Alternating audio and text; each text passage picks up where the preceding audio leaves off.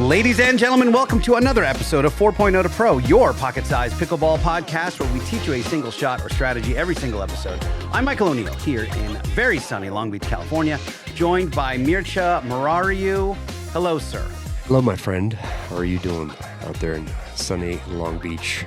Well, I'm very well. I think before we get started for all of this, we have a dedication to make. If you'd like to share what happened this week and why you probably will be out of town next week.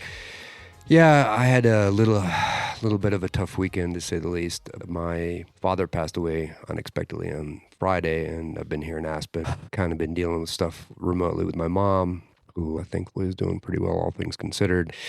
And I just wanted to dedicate this episode to my dad, who was an amazing guy. There's no one who was more fiercely loyal, no one who loved his family more. He lived for myself and my sister, and then each of us have two kids, and so both my parents just live for the grandkids now, and worked incredibly hard to provide a great life for both my sister and I, and that was their primary focus. And there's no one who was more dedicated and passionate about what he was doing, and there was no one who was harder working. He worked until his last day. So on Friday he worked all day, went home and went swimming, and unfortunately passed away suddenly and thankfully, I believe, painlessly. So I wanted to dedicate this episode to him, all the love and support that he graciously bestowed on me and our whole family and all his friends, and just to his life of service to other people. He was a physician and just loved serving others, loved helping others. If you were his friend or his family, move heaven and earth for you, and he did some amazing things. So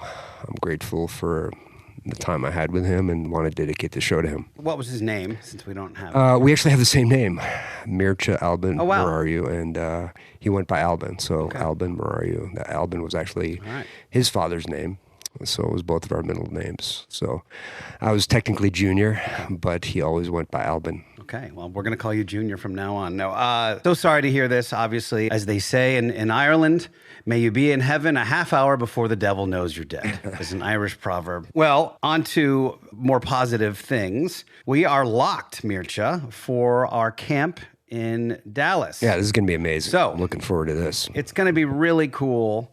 We are at the same place where they had the MLP in Dallas. So if you guys want to see kind of what the venue is like, if you just go to YouTube and look for MLP Dallas, it's at this exact spot, which is called the Pickler Universe in Carrollton.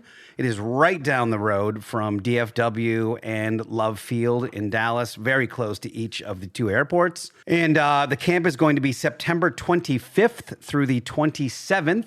In that venue. And Mircea, I already have 45 names or something on the list. Oh, that's amazing. But what we're going to do here is, just to make it fair for the people that have showed interest very early, we're going to email the list first, the people that have already signed up on it. And you're welcome to do that at picklehelp.com.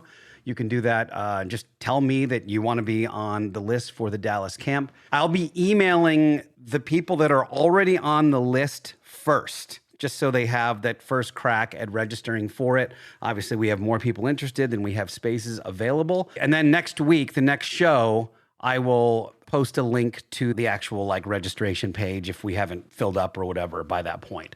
So we have 4 VIP spots that are just Mircea and I with 4 people on that Thursday. And we'll go into more detail about it, and there'll be a lot more detail on the page.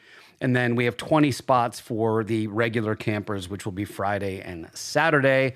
Plenty of hotels around because it's an airport, but it's going to be awesome. And we are so excited to see you guys and bring a lot of what we're going to talk about today, Mircea, which is the official 4.0 to Pro drill session. We're going to bring it into reality. Awesome. Well, I look forward to seeing everyone there and providing a great experience. That was our goal last time in Fort Lauderdale, and our first time also for that. So that was an amazing experience. I enjoyed it tremendously, and I felt the campers got a lot out of it. And I was just so proud to see everyone get better and better literally every day, and I hope they continue to get that way. So we're grateful for all the people that have interest and are grateful for the people that sign up, and we will do our best to help you all get better and have a great time as well. We're going to make it awesome. Okay, Mircea, here's the deal. very often you certainly, how do I get better? How do I get to the next level? You got to practice. You got to drill a little bit. Right now it's August and all the NFL training camps are going on right now. So all the teams are just trying to get better and they're grinding and they're working at it so that when they actually get to the regular season in September, they're going to be a polished operation or at least a somewhat fully formed operation. We got to do the same thing in pickleball. We have to practice. It's not enough to get on court in rec play and attempt to get to that next level or get better. You have to work repetitively on a particular thing. And then when you do it enough and it shows up in your game, it's a thrilling thing, isn't it? Yeah, it's amazing. And everyone asks what's the perfect combination of drilling and playing. And, there's no right answer. You have to do it individually. You have to see what's best for yourself. I feel it's kind of a minimum a third, and it's great if it's 50-50, meaning a third drilling and 2/3 playing, or 50-50 or somewhere in between. I think the really important aspect of it is that you have proper technique that you're drilling, because I've seen it time and time again. And we mentioned this on the show when you and I were together at the Los Cab facility, that we were watching, a couple players drill just incorrect technique, and that will ultimately always break down. So number one, that you're doing it intentionally with good technique, and number two, that you enjoy it. So you do something that's relatively fun. Now, sometimes drills do get a little bit mundane, and if you don't enjoy it and you're not doing it intentionally where you're getting the most out of it, it's not going to be helpful. You're not going to get the ROI, the return on investment that you want. I happen to really love drilling. It's just one of the things I very much enjoy, partially because I don't mind practice and grinding. Like, I really like focusing on the minutia and trying to get my swing path right and get my footwork right and things like that. But I also really love when it shows up in a game and someone goes, whoa, you've been working on something. And it's like, yeah, I have a lot. So it's really cool when it actually comes to fruition and you can play with it. So let's start. We get on the court, we say hello. Maybe you're not very warm yet. Maybe you haven't done your Yobo Backpack Plus yet. It's very important that you don't just start like jamming people to the corners and moving them around. Like, let's get our body warmed up a little bit. Let's get I like to hop in place. I like to really think about my footwork and getting the blood flowing to all my limbs. I'm just dinking straight across from you, Mircea, but I'm not trying to put any pressure on you at all. That's the very first thing I typically do in a drill session. Yeah, you mentioned it again, and we always get back to this footwork, stable base, ball in front of you. We're dinking. We're trying to keep our shoulders and hips in front of us. We try to keep the ball in front of us. We're dinking straight ahead, and what we like to do is have some cooperative dinking where you're just dinking to warm up, and then you have more intentional dinking where you progress to you're dinking one side or the other and perhaps slightly moving your opponent. And when you're warming up, you might not do this, for example, right before a match during a tournament where you're actually hitting some more aggressive dinks and really moving someone around. But in a drill session, it's really a good idea to hit more aggressive dinks and also to start getting used to taking the ball in the air where you're hitting the dink volleys. Now, at the beginning, I really suggest not trying to take those volleys and attack them, because that's not really the goal of the warm-up, at least in the way I'm looking at it. So we want to take some of those balls in the air, get used to those dink volleys, and sometimes they can be defensive where you hit a, quote, dead dink. And dead dinks are fine if you just get them shallow enough. You will see pros have those, quote, dead dinks, unquote, where the ball isn't really putting any pressure on the opponent, yet they are shallow enough where their opponents can't attack them. So combination of volleys, aggressive dinks, that's kind of what we're looking to do and warm up our feet and focus on our footwork and our court positioning. Yeah, we like a lot of gradient in this as well, meaning let's start slowly, and after like 5 minutes or so, then you can starting to paint the corner, start looking for your targets, maybe start trying to target their feet. And then as the other person, really start focusing on trying to get the balls out of the air with control. If you're reaching down somewhat low to take a ball out of the air, that can be a very susceptible shot to attack if you put it any higher than you're supposed to. You know what I mean? Like if it's popping up the chest high, it's like, oh, we don't want to do that. Of course. So when you're taking balls out of the air, it's a really good time in this kind of initial session to really start focusing on, okay, I need to make this like the right height, non-attackable. These shots come up a lot when you're swung wide on a let's say you're on the left-hand side, you're swung wide on a backhand dink, and you only Welcome have to like 4.0 one to safe Pro, space on the the court to pickleball hit it, which is podcast that focuses inside on a of their single early shot, zone, tip, or but strategy not to improve your incredibly pickleball cross-court, game 'cause with you'll every probably single pop that ball pocket-sized up with, episode. like, a lot of Our momentum, goal so you is to have make this you one better little on the safe court spot. every time This is you where hear our that voices. drill kind of comes to fruition. Yeah, for sure. And I like to think of targets, and even in warm up, I'm really not trying to hit the outer 10% of the court on either side, because you have the sideline and the highest part of the net. So I'm trying to keep the ball within that kind of middle 80%. So if you're dinking and you're on the left side, you're taking 10% of the court off on to your left, and if you're dinking on the right side, you're doing the same thing on the right. So you're not trying to dink like just over the very lateral aspect of the net, right onto the line. You really want to maintain your margins, because the more you do that in practice, the more that will translate into consistent gameplay. So I think that's something to keep in mind. The other thing to keep in mind is, let's say you're taking balls with the air in your knees or your thighs, and you're able to take those in the air and put some pressure on your opponent with like an aggressive dink volley. That's also a quote attack, unquote. It doesn't have to be really hard.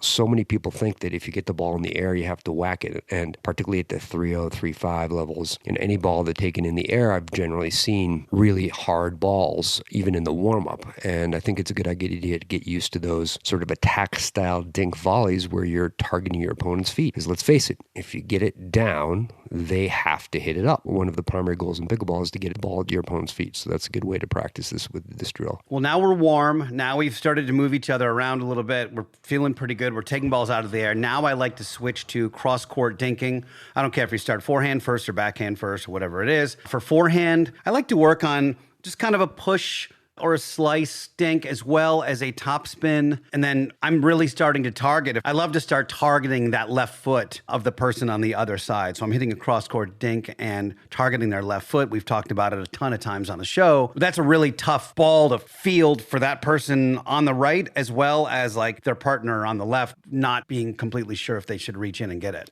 Yeah, and you're talking when you're dinking right side to right side cross court, correct? Correct. Yeah, so I love a little kind of a slice push, something you can control in the targets you're looking for, and then as well as like, let's be a little aggressive and hit a few top spins while we're at it. So one of the things that I like to focus on in terms of taking the ball in the air, that it's not just a defensive shot. It does help you counter that, targeting when someone is targeting your left foot when you're on the right side. When you take some of those balls in the air, kind of doesn't allow them to push you back, but it's also the first step to starting to attack a little bit more, where you take the ball that you hit a few dink volleys on, the same ball, the next one is more of a poke or a flick, where you're attacking that ball. So that's kind of the mentality. Now you're still warming up, so you're still working on that dink volley, but I think that's a good stepping stone to that attack. Yeah, I love that. If you happen to be doing it with a basket of balls, which is really nice to have handy, if you start getting a couple of those balls that you can reach in and attack, if you can attack straight down the line, straight in front of you with a high volley, that's a really good time to start practicing that.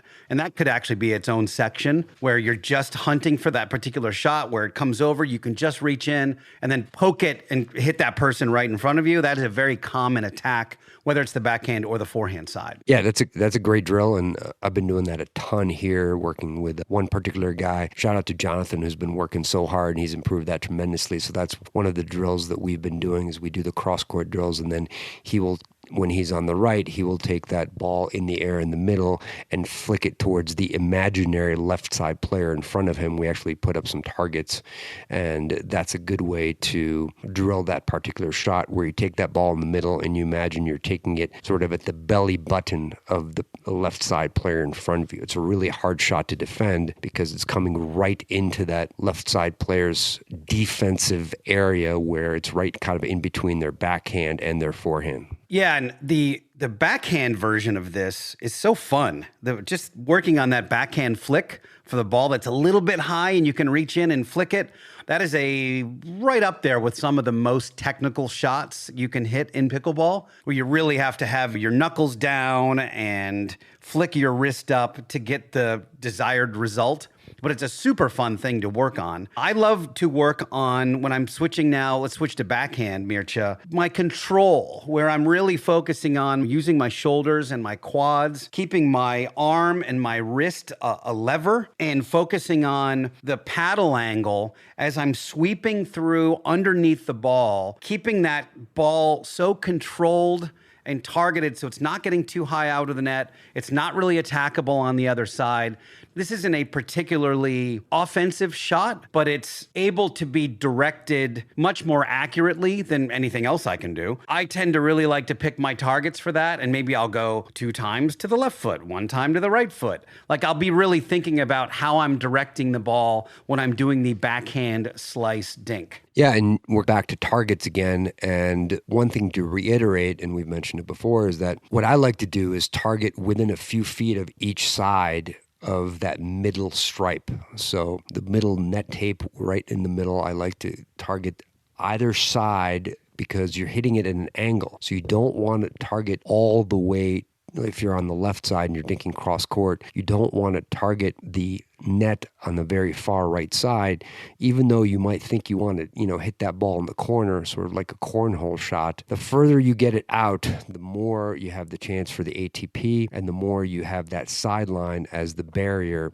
So you will decrease your consistency and increase that margin for error. Yeah, and I really like that it's coming into their almost like in between their legs. It's forcing them to move left or right anyway. You're making them have better footwork by hitting that particular ball. The thing that's been, I would say, one of my focuses in 2025 is I'm trying to shore up my two-handed backhand roll dink. So this is the two-y. I'm trying to get top spin on it, and this is a much more aggressive offensive shot versus kind of the slice dink defensive shot. The thing I'm working on specifically is being able to seamlessly transition between the two. They are a little bit change in footwork. I need to really make sure my footwork is buttoned up for the two-handed roll dink. I do find that towards the end, if I'm tired, it's harder for me to get the correct footwork, and that dink can suffer. So sometimes I have to resort to hitting that slice dink, even if I want to be a little more aggressive. Yeah, for sure. And you can also work on that two-handed speed up down the line on certain shots. Again, if you have a basket of balls, your quote opponent, your partner on the other side of the net is basically going to work on that speed up. And it really works well if you also incorporate some of those dink volleys and then also take that into that volley attack where you're flicking or attacking with either the forehand or the backhand just below the net or at your kind of waist or thigh/knee level. So that's another way that you can incorporate some attacks into this drill. Have 3 or 4 dinks on one side or the other, and then you kind of feed the person across the net some attackable ball, and they can work on that. And if you can put a target on the right side of the court since you're going left to left. Just for clarification, do you mean off the bounce attack with that two-handed? That's what I'm envisioning. I mean, you could do it both ways. I guess you could take it out of the air.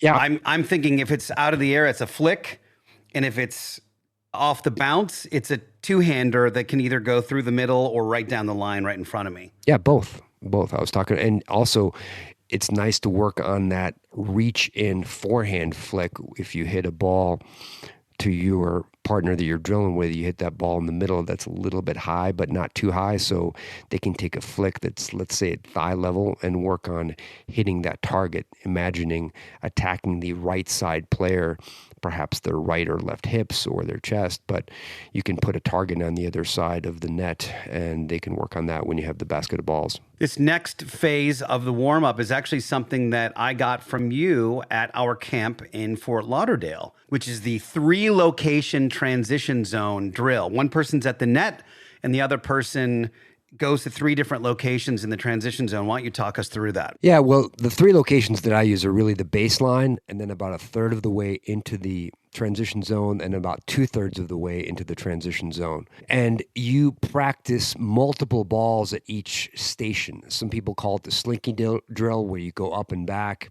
So you go and say station 1 is the baseline, station 2 is about a third of the way, station 3 is 2/3 of the way. What I like to have people do is hit multiple balls at each station. So that way they are focused on not moving forward. If people remember one tip from this entire show, I think the biggest thing is not to move through the ball. Practice feeling stable, still, as you are hitting the ball. You are hitting a defensive shot in these locations for the most part. So you want, as the drill partner, and someone is across from you and they're at these 3 different sections or stations, you want to target their feet, unless they're at the baseline, of course. You're trying to give them some balls to either drive or drop, ideally drop. And they hit a few balls at each station, and they're not rushing through the transition zone. They're stable in one particular spot, and they're getting used to taking balls in the air, resetting them off the bounce, which would be typically either a half volley or short hop, whatever you want to call it, where you have the paddle and the momentum of the ball doing the work. So if you are across from me and you're a third of the way into the transition zone and you hit me a volley, I'm targeting your feet. And let's say this particular ball, you short hop. You try to use your paddle as a backboard. Ideally, you have a wide base, your knees are bent, and you half volley or short hop that ball. You let the momentum of the ball hit your paddle, and you kind of gently drop it over the net, and you're not trying to be perfect. You are trying to target the person on the other side. You're trying to target, ideally, of course, the kitchen, but at least make them hit from low to high. So maybe they hit the ball at the knees or thighs. That's a success. You want to work on that stability and defense. Yeah, it's funny, Mircea. I was just playing with a guy the other day, and we played a few games together. I saw him make a number of mistakes by being mid-transition zone, and somebody would attack in some respect, but he was trying to counter, like he was full swinging, countering, instead of just being stable and letting the ball bounce back and being a little more on the defense. And I just had to mention, I said, that's probably the one thing you could work on is just think about when you're in that transition zone, man, are you vulnerable? You're in the most vulnerable spot you can be on the court. We used to call it no man's land in tennis. And you're really just trying to get the ball back and live to fight another day. You're trying to get the ball to hopefully bounce in front of the person at the net, because that would enable you to move forward. Or if it doesn't bounce, at least it's a non-attackable ball. It's a lower ball that you can hit. I tend, Mircea, to like to go closer to the net and then back up to the baseline. I'm not sure if it matters, whatever you're more comfortable with. To me, it's helpful for me to dial in my drops. Well, like it's almost like I'm dinking at the beginning, then I take a couple feet back and I do the drill from there. Then I do a few more feet back and then I am at the baseline, or maybe do one more transition zone. So maybe I'm 3 in the transition zone and 1 in the baseline, but it doesn't really matter. The important part is you're trying to reset and make the balls as non-attackable as possible. But the other part, Mircea, is for the person at the net, it's your responsibility to make this uncomfortable for that person who's in the transition zone. If I'm just feeding you kind of slower balls and you can just kind of dig them out almost like we're dinking and you're just doing a big dink, I'm not sure if it serves us very well. So you want to be cooperative, but you also want to put some mustard on it and make it a little bit uncomfortable then, don't you think?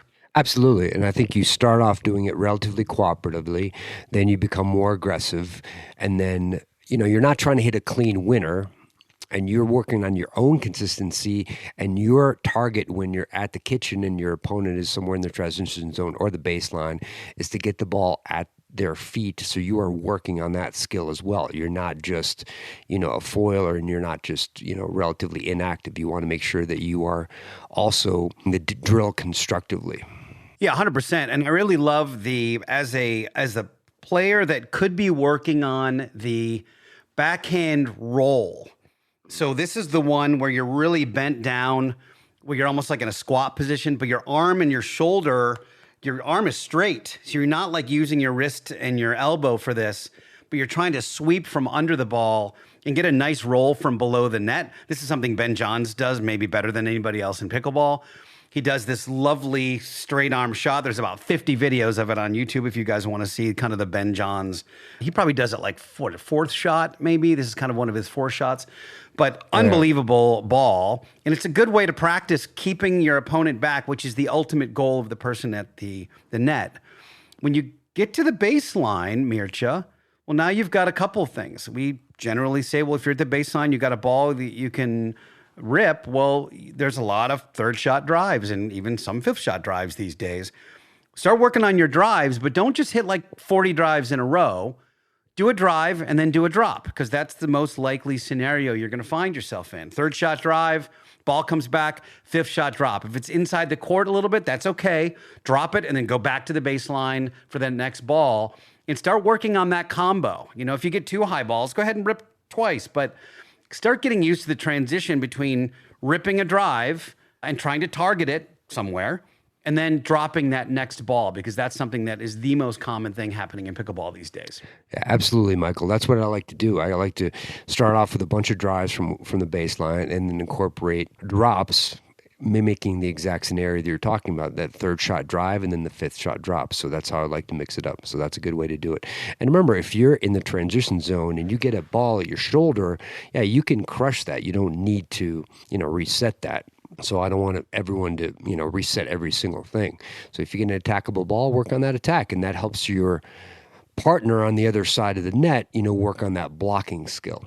For sure. And yeah, that's a great point. You end up getting that sitter that's high. Go ahead and collapse on it. It's a really good, normal thing that happens in pickleball. Now we're on to the section that's my favorite thing in pickleball, and probably a lot of people's favorite thing in pickleball, which is hands. We love hands drills. They're so fun. Yes. This is where you get to body bag your friends and work on your blocks and your counters and things like that. Something I worked with Derek Shearer, Mircea, who's one of the great coaches at Los Cab. We started inside the non-volley zone. We were standing in the kitchen, very close to each other, like 5-6 feet away from each other, and did backhand volleys to each other. So I'm just focusing on hitting his paddle. This is 100% cooperative. He's doing the same to me. And we're just going bump, bump, bump, bump, bump, bump, bump, bump, bump, bump, bump. And this is quick. It's happening really quick. Really great for beginning to focus on your body stillness, the control of the paddle. Because if you start messing with your paddle angle, that ball goes all over the place and you lose it. I love to do this. You start increasing your speed, then start picking a number as you guys get comfortable doing this with each other. And again, trying to target backhand to backhand. Don't chicken wing them and go for a forehand because it'll go haywire. But let's start focusing on, can we get 20 in a row? Can we get 50 in a row? This really gets you into this mode of stillness and paddle angle. Then you guys both step back and be in your normal standard positions. Well, dude, it's like swinging 2 bats. All of a sudden, everything feels way slower than it was. And you've now got this really lovely stroke that you can start focusing on. Yeah, that's one of my favorite things to do is the hands drill. And you're absolutely right. You start off cooperatively, increase the pace, and then you start going to either side. And another great way to drill this is do it from side to side. So I'll start on the left, you start directly opposite me on the right, and then you and I kind of keep the ball going, and we're shuffling from one side all the way to the other. So I'm going to your right, my right, you're going to your left, you're directly in front of the other player, and you keep it cooperative. And sometimes when the ball is low, you reset that, and then you kind of increase the pace again where you're back to the hands. It's really good to focus on that footwork and the hand speed and combine the footwork with the hand speed, because when you're in a hands battle, you generally do not want to be completely stationary the entire time, especially if you're the off-ball player. So if I'm on the left side, you're on the right, you are having a hands battle directly across from you. I'm working on shifting over to the middle to try to get that ball and help you out, because if it goes hard to my left and I'm on the left side, from my opponent's left side, that ball is going to go out. But this is a good way to improve your cardiovascular health and your footwork, and also maintain that stability. While you're hitting the ball, you're still, your torso still, ideally angled forward or at least neutral, definitely not backward. And you are actively using your feet in between the shots. Stop, stable torso and head, hit the ball, shift, and so forth. So just for clarity, you're talking about both players moving from sideline to sideline on the court. You guys are moving together versus like you're doing it within your particular square. Exactly. And you are cooperatively moving right in front of each other. Sometimes you're a little bit off and then you kind of reset. But it's the version of the Bryan brothers drill that they did in tennis. Now they did it also from diagonally, but anyway, in pickleball you don't really do it diagonally, you just do it, directly in front of each other. So we talk a bit about the X, and the X is the height of the ball that you are comfortable attacking, either from the forehand or the backhand. Pros have an X that's ankle height. They can attack a lot of balls from really, really low. I would say a 3-0 player is probably looking at their X around the height of the net. And then as you continue up that duper timeline, your X lowers and lowers and lowers and lowers. And that brings us to the instigator drill, where I'm dinking with you, Mircea, directly across from each other. And this thing is in 3 distinct phases. So we're just dinking and dinking and dinking. And then if you have a ball that you can attack, you attack it, meaning you're going to try to put it in my chest or body bag me or whatever. And we do this in 3 different phases. The first phase is that one person can instigate and the other person has to reset. And this is just for practice on both. I want to just work on, let me just neutralize this attack without countering. And then the other person, the phase 2 is that either person attack and the other person has to reset. And by the way, we haven't mentioned this, but assume that everything we're saying, you guys switch back and forth and do this. Obviously, you do one thing, then you switch it to the other person and then you switch to the other, blah, blah, blah. And anyway, and then phase 3, which is more likely with real pickleball, either person can instigate and either person can either reset or they can counter. And this is where things get really, really juicy, I think. Yeah, you really want to focus on your footwork. And that's why the footwork is so important, because if you are not crossing over, meaning you're not taking one foot and crossing over on the other side when you're dinking, if you keep that wide base and you shuffle to your left instead of crossing over, for example, if someone hits a ball to my backhand, I'm right-handed, so I would extend my left leg out so I could hit that backhand with my shoulders in front of me, keeping it in front of me. That improves my reaction time because that way I can get back to the ready position. If I cross over with my right leg over my left leg, I'm number 1, unsteady. Number 2, the ball tends to get behind me. And number 3, I have to turn all the way around to get back to ready. So you are working on your ready position, and that also helps your anticipation because you are able to see the court in front of you. So we are working on all those things, and this kind of puts it all together. Yeah, one of the greatest things about this particular drill is you really start refining quickly how to hit a non-attackable ball. Because you start getting nailed a few times, you go, man, I've got to really get this ball down. And it really forces you to be very still and very controlled with your dinking. Then on the flip side of that, you start hunting for balls that maybe you wouldn't realistically try to attack, but every once in a while you'll get it. That's going to help you lower the X. You go, ooh, I got that one. What did I do to get that? Let me work on that again. Let me see if I can start hitting this, backhand flick from my knee and put it over his left shoulder. That is awesome, or whatever it is. It's this super fun drill. And again, I have done this where I've gone to the courts and only done this particular thing for 2 hours. This exact drill where it's just hands and we're just working on particular things because it's really fun. It's just one of the most fun things you can do to me in pickleball. Yeah, it's great. But one of the things you really have to focus on is the combination, meaning your attack or instigation can be an aggressive roll dink or an aggressive flick type volley, but you are always looking for that second and sometimes third shots. So if I take a flick and you're directly across from me and I'm hitting you kind of cross body, so if I take a backhand on my side and I'm hitting your left hip, I'm going to go to my forehand because that's typically where the ball is going to go. So you want to predict where the ball is going to go and anticipate that, because you can't figure out the combo without doing the initiation or instigation first and then following up on that combination shot. Where do you stand, Mircea? Let's say we've done this and counter, and now we've got a head height pop-up for one or the other. Are you a resetter or are you a putter-awayer? It depends on who I'm playing with, but I'm not really a putter away. Or usually I like to keep the drill going, and I'm not going to hit a forehand volley as hard as I can when I have a pop up right in front of me to try to crush you in this particular drill.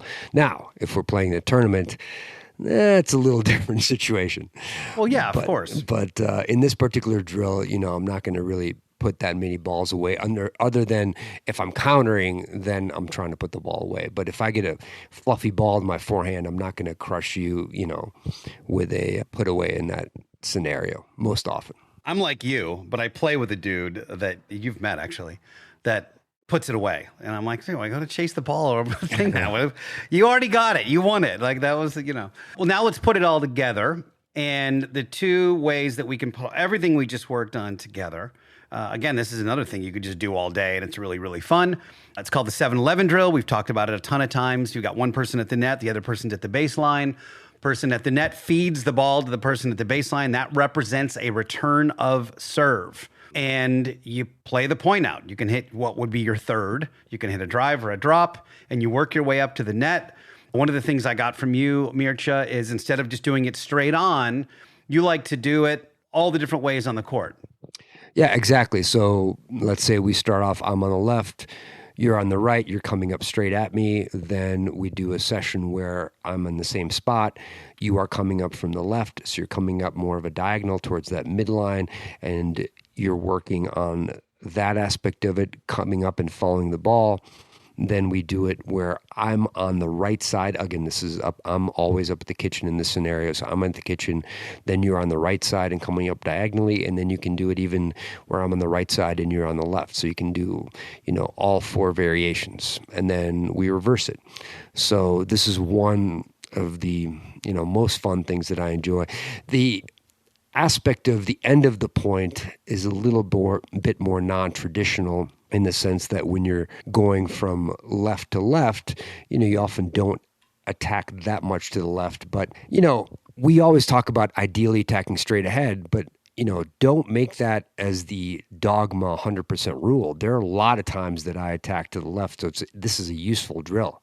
So if like a cross-court attack, you're saying? Absolutely, a cross-court attack. Yeah, I see it all the time now in the pros. I didn't used to a couple years ago, but it's definitely a thing now. But it's typically higher to lower. It's not like a low attack like you would, like we're with a flick or a roll under the net. Yeah, but there are times when you see your opponents paddle out of position, and so you can attack them. You just have to attack them body much more when you're going cross court. Don't want to attack to their outside because that's going out. So you want to keep it to their inside hip typically. Or you can do their outside hip or midsection if you are accurate, but there are certainly a lot of balls you can attack cross court with the proper targets, and I think we should do a show on that, Michael. What do you think about that? Yeah, I think so too, for sure. Just for clarity and a couple of variants of this particular drill, the person at the net needs to get 11 points, because that is an easier place to be. The person at the baseline needs to only get 7. You like to play 11-11 because you keep it hard on yourself. And one of the variants that I do is if you miss that first ball, which again would represent your third, whether it's a drive or a drop or a lob, whatever you want to do, you can do anything you want. If you miss it, typically that other person at the net would get the point.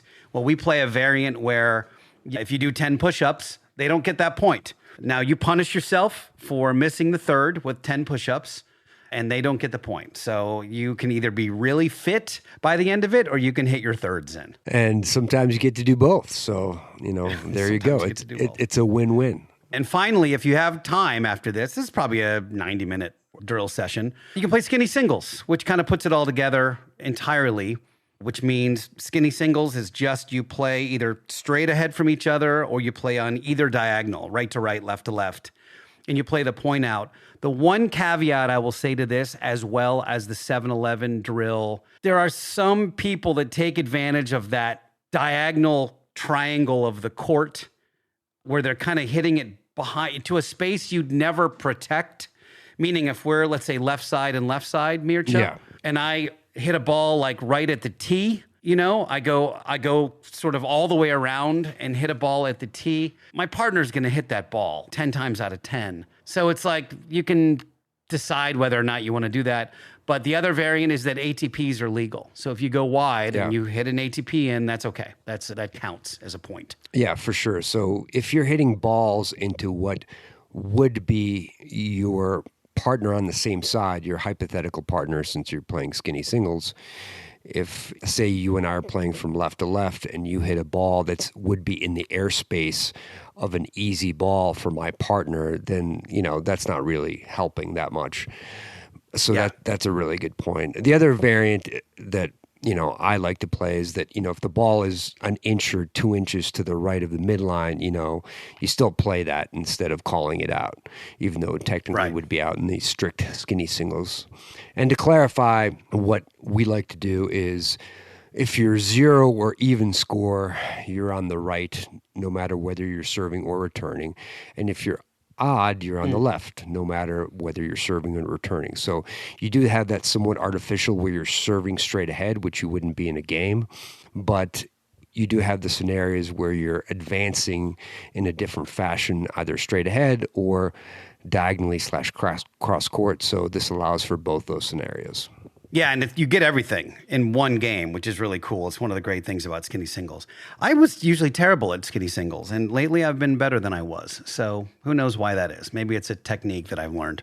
Hey, I think you're getting better. That could be that, too. I could listen to a lot of 4.0 to Pro to edit these bad boys.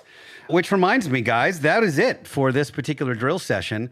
One thing I'm going to do for you is I'm going to take everything we just talked about and I'll stick it in a PDF, and I will link that PDF up on the show notes for this episode. So if you look at the app, whatever app you're listening to this on, there should be a link, and that should link you to a PDF of everything we just talked about.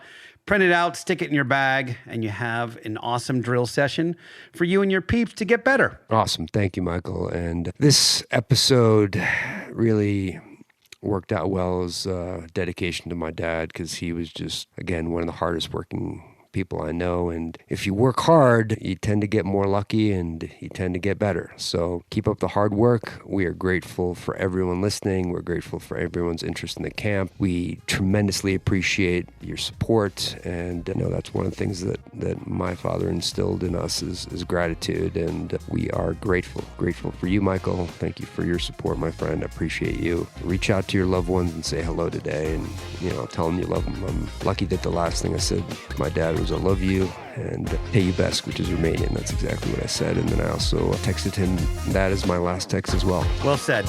Big hugs, my friend. Thanks, my brother. Thank you for listening to 4.0 to Pro. For more tips, find us on Instagram at 4.0 to Pro. If you have a pickleball question, submit it at picklehelp.com. Now, get out there and dominate. But don't forget to have fun.